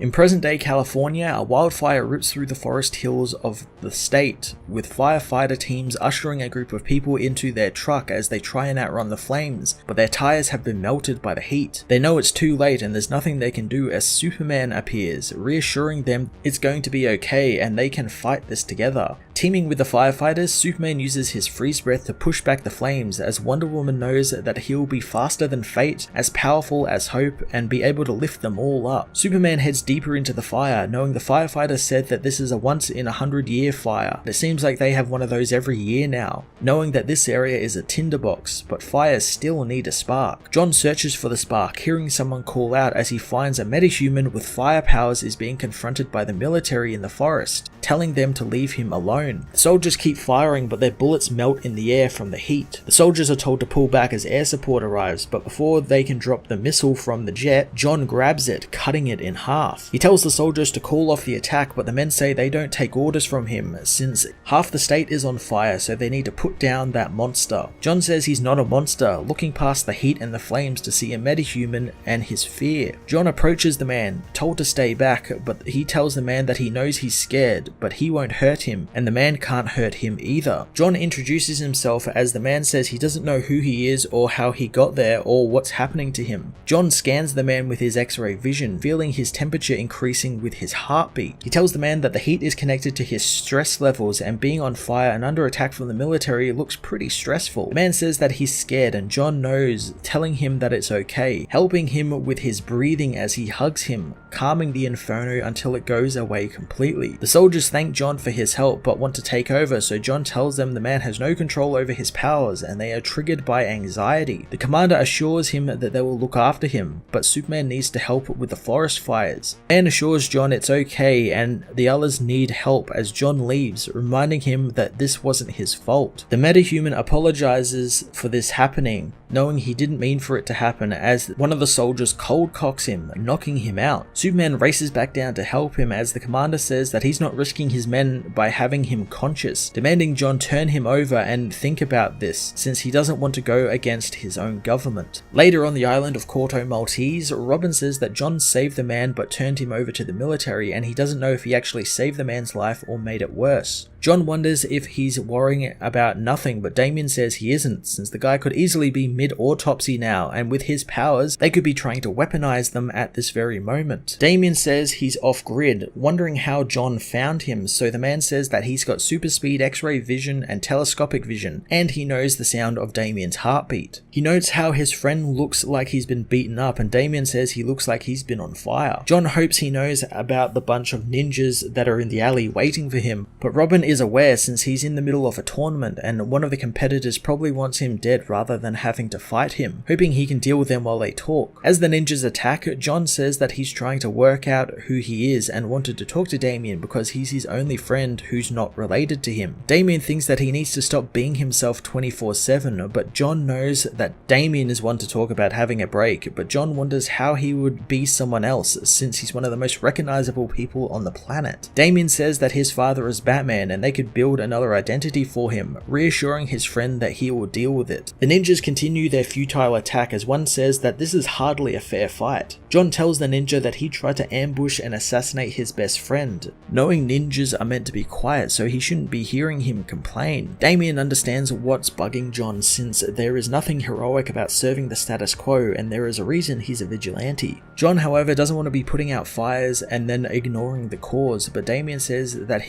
it's easy to punch a ninja, but harder to punch climate crises or inequality or the erosion of the free press. John knows that with what he could do, he could make it change, but Damian knows he can, and that's a lot, and he imagines it's scary. After dealing with the ninjas and leaving them for the cops, Damian gives John a phone, wanting him to watch this stream called The Truth, since they report on what others are too afraid to. He tells John that he needs to go, but John is the son of Lois Lane, and she dedicated her life to exposing corruption and injustice, so of course he feels like he should be able to do more. John says that he doesn't want to overstep and make people nervous, but Damian tells him that maybe some people in the world can do with being a little nervous, asking what he wants his symbol to stand for. John says he wants it to stand for truth, justice, and a better world, but all he wants to do is help. Damian is glad as John leaves, knowing it's time for Superman to stop fighting the symptoms since he's powerful enough to be the cure. The next day, John begins listening to The Truth, the underground news network Damien told him about, listening to the masked being talking about asylum seekers escaping the nation of Gomorrah, and they are currently traveling towards Metropolis. Lois calls for her son since it's his first day and he'll be late if he doesn't get up. John knows usually he's not late to anything, since that's what happens when you move at the speed of sound, but today he can be late, since today he's not John Kent or the son of Superman. He's Finn Connors, his new secret identity. Donning his disguise, he heads to see his mother, who asks if he's nervous, but John says he's faced murderous supervillains. He admits though he is a little nervous, and he promises he won't be too himself as he heads off in his Jeep. John heads to Metropolis College for his first day as a man loads assault rifle magazines in his car. John knows this is a new start for him as he signs up for the media department. Suddenly a woman spots Kyle with his gun, asking what he's doing as he says it's too soon to politicize this. He opens fire, but before a single round hits its mark, Superman jumps into action, stopping the bullets. He tackles Kyle down, demanding to know what is wrong with him as the police arrive. He scans Kyle, finding that there are no more weapons on him as he hands them over to the police, as the people mob him, thanking Superman for saving them. John, however, has ruined his secret identity as he has given back his wig. He heads back to his car, lifting it into the air before flying to the moon. He knows that he can't hide or pretend to be normal when people need him, guessing he'll just have to be happy with being John Kent, the son of Superman, and spend his life in the public eye and live in the biggest shadow in the universe. Clark comes to see his son, having heard what happened from Lois. John apologizes since he knows Batman and Oracle called in a lot of favors to create this disguise. Clark knows he should never need to apologize for doing the right thing, but he is sorry for what he had to sacrifice to do it. Clark points out the Earth, knowing it's pretty big, but John says it is big, but it's also very, very small as well. Knowing his father can see what he sees, with the ocean struggling to breathe, forests disappearing, ice caps melting, and inaction due to selfishness and fear. Clark knows that his son is having a bad day, but that's a pretty bleak outlook, but John knows he's not wrong, and neither does his father, who says that he's looked at the small, now John needs to look at what could be. John knows that this could be a place where every problem could be tackled if they would just unite and no one is left behind. John asks his father why he doesn't do more, quickly apologizing, but Clark knows he's bulletproof, so he should be able to take some constructive criticism as well. He says that part of himself holds back because he wasn't born on Earth, so he can help, but he cannot lead, except by example, since part of him feels it's just not his place to be a leader. John thinks that's idiotic, and Clark thinks his criticism is getting less constructive. John knows that he's the greatest hero on the planet, so if he won't step up, who will? Clark was thinking of John since this is his planet, but John wonders if his father is literally dropping the weight of the world on his shoulders. Clark tells him that he won't have to lift it alone since he will have his friends to bear the burden with. John knows he doesn't really have friends, hoping Finn Connors would be able to make some, so Clark says for his son to follow him since he needs to give him the key to the house. John knows he has house keys as Clark actually gives him the key to the second Fortress of Solitude, telling his son he wants him to look after the fortress, but there will be no parties and he'll know if Damien breaks anything. Clark takes his son inside, saying that he was making something for him when he got older, but then they lost all the years with him and he went away and suddenly he's older now. Clark retrieves a box, saying that he knows his son has one from the future, but he thought he would like one from the present. Clark shows his son his new suit, saying that the cape was once his when he was younger and it had some light alien armada damage, but Mark Kent was able to restore it with the help from Batman. John asks him why he's getting this and the fortress, so Clark says he was planning on giving him the suit on his 18th birthday, but there is a chance he'll have to go away for some time, but he promises he won't be missing any more years of his son's life. Clark says that if he does go away, he needs John to look after the big and very, very small world, and if he feels like he needs to step up more than he does, he trusts his son to do it right. Clark tells him to get home, so later on, John watches more of The Truth talking about the incoming asylum seekers, which the Gamoran government say don't exist. Truth says that no help is coming and no country has responded to their distress signal. He knows no one wishes to anger a resource-rich nation as John retrieves his new costume costume. Out in the ocean, the boat full of asylum seekers is hit by a big wave, knocking a boy off and into the water. Superman races into the water, retrieving the boy as his father thanks the hero, not thinking anyone was coming. Superman apologizes for not getting there sooner as he learns the boy's name is Takumi as he introduces himself, but the boy says he doesn't need to tell him that since he knows he's Superman. John carries the boat to Metropolis, putting it down in the harbour where police swarm the area, arresting the people. Superman cuts the cuffs off with his heat vision as the cop says the cameras are watching and he appreciates what the hero did and the people will be looked after, but there is a process. Superman says that the people need help, not handcuffs, telling the cop he'll just keep removing them. The cop calls for no restraints to be used as Takumi comes to see the hero. Superman tells the boy that it's okay since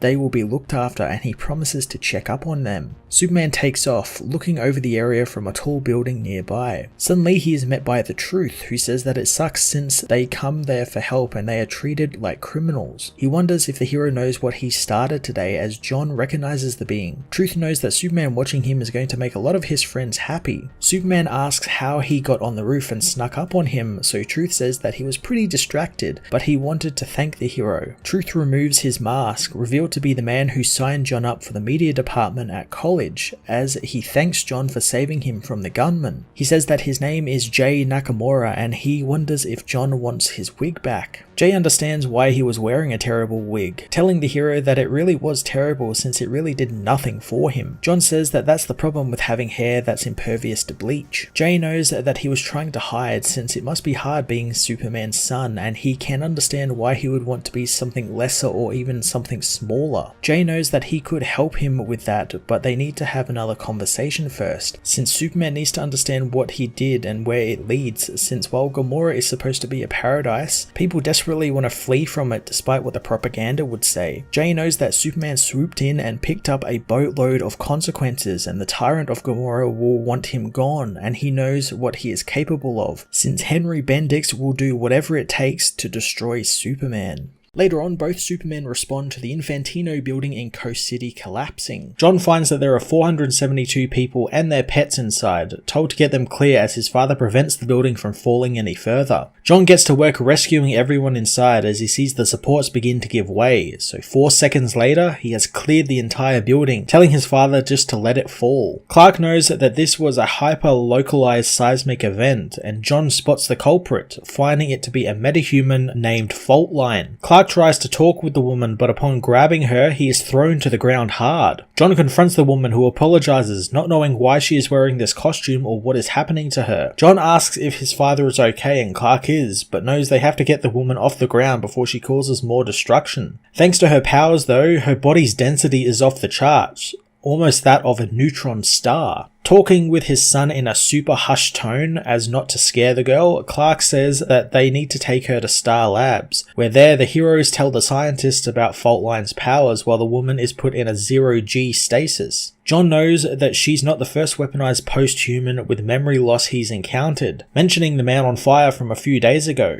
John soon gets a text, knowing that he's gotta go, as later he meets with Jay at a protest, learning that the Gamoran president ordered the refugees be given back to him, and ever since Truth reported it, people have been protesting and police have showed up to arrest them. A police officer nearby accosts a woman, so Superman steps in, stopping the man's baton before telling the cops that he is gathering with them, illegal or not. Superman tells the cops that if they are arresting people for standing up for those who can't stand up for themselves, he guesses he needs to be arrested as well. The cop knows he can't do that since he's Superman, but John is well aware, telling the cop to do his job. John is put in a pair of cuffs and led away as Cat Grant asks why he is doing this. John says that Superman was a refugee and his grandparents put their only child in a ship and sent him across the stars, to where he found sanctuary in this world and country, something that he wants the Gamoran refugees to have as well. Cat says that President Bendix insists they aren't refugees and Gomorrah is a paradise, but Superman says that he rescued the refugees when their boat was sinking and they left everything behind to flee this supposed paradise. Superman Superman wants to look into what President Bendix has been claiming, since no one sends their child on a perilous voyage unless it's more dangerous to stay behind. Later on, John is picked up from jail by his father, learning that the others are being released as well thanks to the public outcry. John thinks he did hard time, but his dad reminds him that he was in there all for 45 minutes. Jay meets with them outside, having come to get John out himself, but it looks like Clark had that covered. Clark is introduced to Jay, thanking him for wanting to bail out his son, since it's not outside the realms of possibility that this could happen again, since his mother has been arrested a lot as well. Clark invites Jay to dinner with them in Smallville, offering to give the young man a lift, as later on at the Kent farm, Jay is introduced to Lois, but the man is silent, telling John that no one told him he would be meeting Lois Lane. Jay finally shakes Lois's hand, saying he has a picture of her on his wall, since she is his hero. He soon runs off after the interaction, so John goes after him, learning the man thought the introduction was awkward. John says that usually people are more intimidated by his father than his mother, but Jay says that he's a journalist, and Clark Kent is good, but Lois Lane is the best there is, and she has brought down some of the most corrupt people on the planet. John wonders if he wants to meet her again, leading him back to the farmhouse where his parents are in a rather serious mood. John knows that it's time for his father to leave, as he talks with his father later on about leaving for WARWORLD, with Clark getting him to promise he won't come looking for him. John knows he can't promise that, since if the roles were reversed, Clark would come looking for him, and Clark doesn't deny it, knowing that he would search the ends of the universe for his son. John knows that this is where his father's story ends, not wanting him to go, but Clark knows if the future is locked in and destiny is impossible, then what is the point of fighting for something better? He tells his son that when he was young, he would come to that roof and look at the stars and imagine what is out there, but he never imagined anything as remarkable as his son. He knows that he doesn't believe in fate. He believes in John Kent, who that day saved 472 people and their pets, and it's not just the people he saved, since his actions created ripples and the families and friends were saved a lifetime of grief, so he's already changed the future. Clark tells his son that he needs to go because people need him, and he has the power to help them. John says that the people there need him on Earth, but Clark says that they need Superman, and that's what John is now, and while he is the man of tomorrow, John is for the days after that. John hugs his father as Lois and Clark leave, and Ma Kent comes to see John, telling him that Clark comes back every time, and while she has worried, she stopped doubting him a long time ago. Lois knows that John will be okay, but Clark knows he will have to be, as later in Gamora, Bendix learns that Superman is finally gone and Flatline has been retrieved from Star Labs, activating her density powers as he has his team drop the metahuman out of a plane above the Kent farm. Bendix activates the woman, wanting to take John Kent's world from him as Faultline slams hard into the Kent farm, obliterating the entire area. Years into the future on WARWORLD, a little girl runs through the slums streets pretending to fly, as an old legless war veteran hopes that someone will spare the warrior some iron so he can eat. The girl throws him a few coins as she arrives home. The girl is revealed to be Kal-El, as Mr. Byler is asked by the other children if it's time for a story. He asks the kids which story they want to hear, and the kids want to hear about the moon dragon or the two snakes and the wheel, but Kal-El says she wants to hear about Superman. The kids are quick to quiet her and close the doors of the house, stuffing the seams of the house so no one hears her. One of the kids takes Kal-El's Superman toy, knowing that if anyone saw her with it, the blood priests would kill them all. Byler knows that that's enough, telling Kal-El that there was no harm done. He tells the girl that they need to be more careful and remember what they risk coming there, since they need these stories, not the lies the blood priests feed them, so they need the stories of heroes and truths and justice and each other. He won't tell them a Superman story today or anything from the past, but a story from the future and from another world that he saw. He tells the kids that this is the story from many lifetimes in the future when their people had rejoined their mighty cousins in the stars. Mr. Byler talks about the Kryptonians of the House of El and how they were explorers and adventurers and seekers of truth, and much like them, they also dream of battles in the sky. In the future, the House of El gets ready for a funeral, with Yandere not liking weddings. Her father, Brandon Kent, asks if she's ever been to a wedding before as she complains about her armor, but the man says it's not real armor, it's for ceremonies like weddings and it just looks cool. Rowan asks her brother Ronan if he thought this day would ever come, but he never thought Allura would marry since she is a Valkyrie through and through. Allura comments about how they talk about her like she's not even there, as Brainiac 4 compliments her on her choosing Khan to be her husband since he's a real fighter, but Allura knows that she chose him because of his heart. Kara Zor-El welcomes everyone to the Sanctuary to witness the union of Laura Van-El and the Philosian of the Warworld Prime, a people once defined by their search for truth and the horrors of war, and the people who were tested for centuries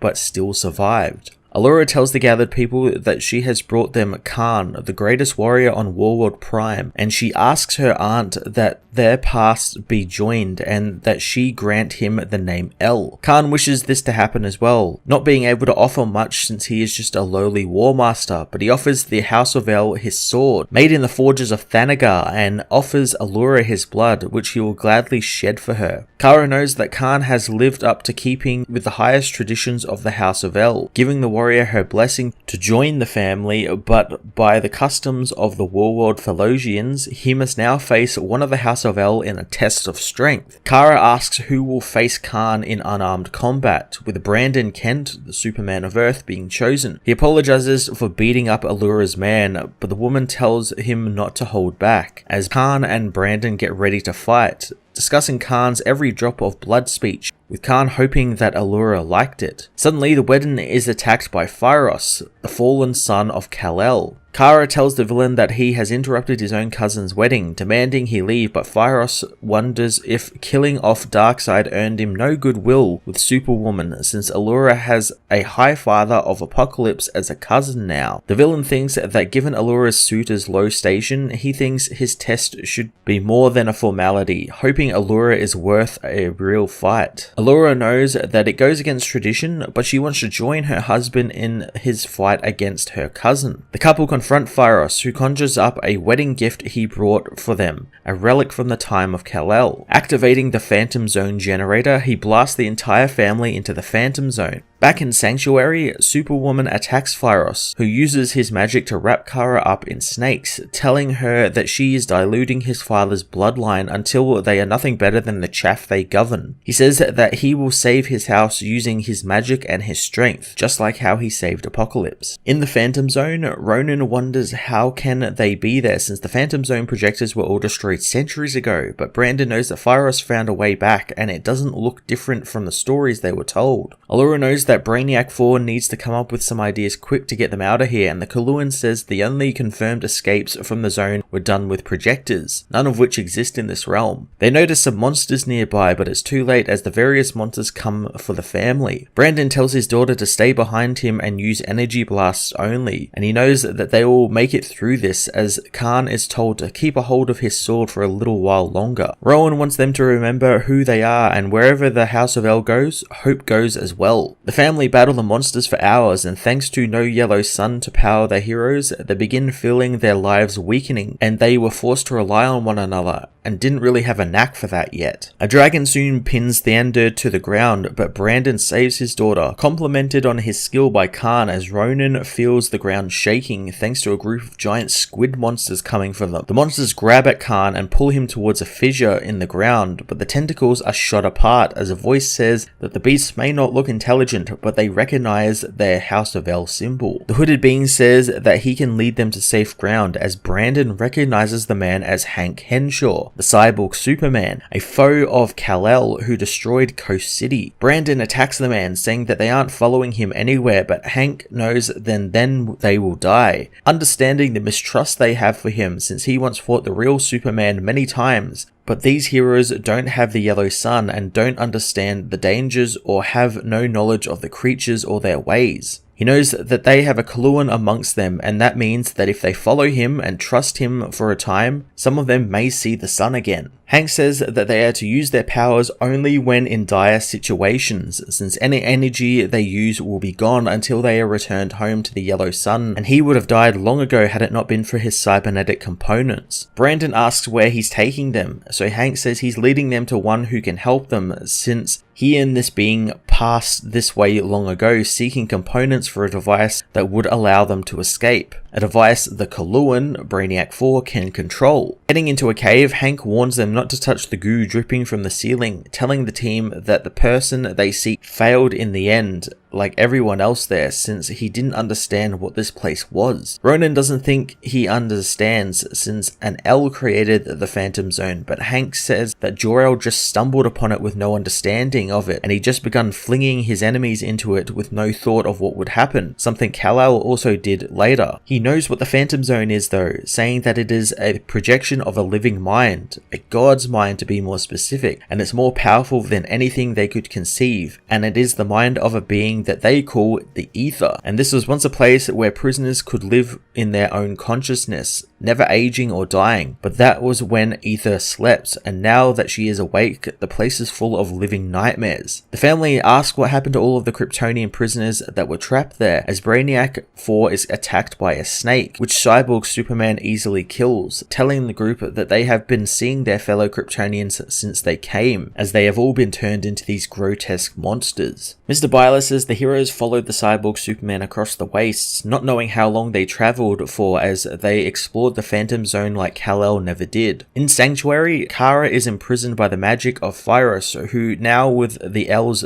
being not present, he is able to bring forth his armies from Apocalypse. In the Phantom Zone, some time passes and many trials of strength are had for the L's, as Brandon reluctantly saves Henshaw from a giant monster, as Mr. Byler knows that over time, some of the family began calling the Cyborg Superman their friend, but Brandon Kent knows he never would. Soon they reach their destination, a small group of houses in a valley where they will find what they need. Brandon wants to know how he knows this, so Hank says he doesn't, but if he is there, the device will be as well, and their escape will rely on Brainiac 4's ability to use this device. They wonder who built the shelters, learning that they were made by a tribe of Kryptonian Harriers, and when Ether awakened, they retained more of their minds than most others. Ronan soon spots something, wondering if that was him, and Hank confirms it is him, as they find the bound corpse of Mr. Miracle, who is holding a mother box. Brainiac 4 recognizes the mother box, not knowing if he can talk with it. He touches the device,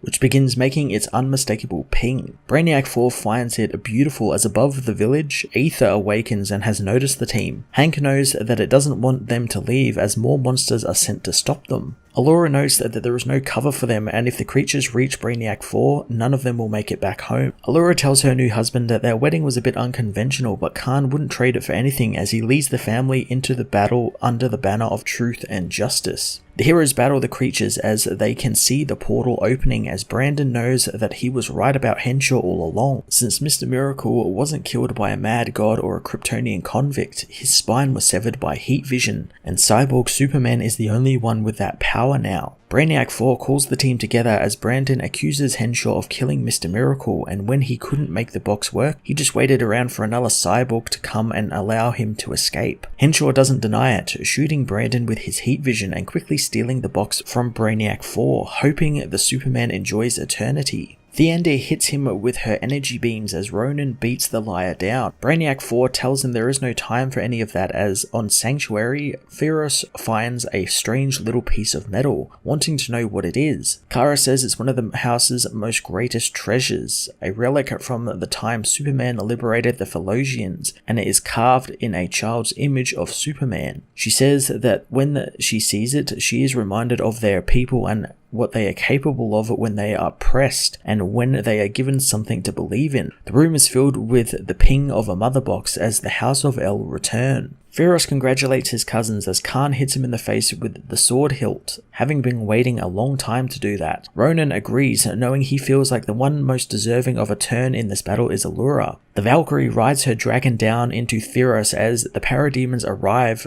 to back him up, but Brainiac 4 sends them to the Phantom Zone with the mother box. Rowan frees Superwoman, happy to see her again, as Kara says that she's been caged for what feels like a lifetime, wondering how they freed themselves. Kara soon spots Hank Henshaw, saying that the the years have been cruel to them. Superwoman grabs the cyborg, intending on throwing him back into the Phantom Zone, but Hank tells her to wait, since if not for him, the House of El would have died 100 times over in the Phantom Zone. Kara asks Brandon if that's true, and Superman says that he's a murderer and he used them to escape, but if it hadn't been for him, they would have died, and he doesn't think Clark Kent would have intended him to be in the zone forever. Kara decides to give Hank an official pardon, but he is to give them no reason to look for him, and if he does, they won't be so lenient. In the chaos, Faris manages to escape, with Kara knowing that they haven't seen the last of him, as Theander knows that her father is hurt, but Brandon knows he'll live. He knows he wouldn't have survived if it was for the rest of the family, saying he can't believe how tough the kids have gotten, and he thinks he's a bit long in the tooth now, so he thinks he's going to take up more of a teacher role from now on, telling Ronan if he's interested, Earth deserves a new Superman. Khan meanwhile wonders if this counts as a successful trial for his wedding, and Allura knows that most would call it acceptable, and Kara agrees that they have won the day, looking forward to hearing of their adventures, but it's clear that the House of El has found a worthy addition in Khan of Warworld Prime. Superwoman knows the 7 heroes saved their home and legacy, and she has never been prouder, and she can see the deep bond between them has grown. She finishes the wedding ceremony, wedding both Allura and Khan together, letting them seal the deal with a kiss, as Mr. Byler knows that Kal-El bore his new name with honor, and both he and Allura became 2 of the greatest heroes of their house, while Ronan Kent became the new Superman of Earth, fighting through the multiverse with his sister Rowan Kent, the Blue Lantern. Brandon meanwhile retired as a hero and devoted his life to training his daughter Theander, who would soon become Superwoman herself. Thaular wonders what became of Kara, so the man says that she led the House of El for many years, but her story would take her to many different worlds, and even to see her meet Kal-El again, but that's a story for another time. The kids are disappointed it's over, as the man tells them all to head home before they are missed. Thaular decides to ask the man that when she makes up stories, they sound made up, but when he does it, they sound very real. Byler says that she is clever, wondering what she thinks, so the young girl thinks that he's seen the future, wondering if the elves will really have her toy one day. Byler hugs the girl, saying that she really is a clever one, and to answer her question, that's a story for another time, and a story he will tell her when she needs it the most.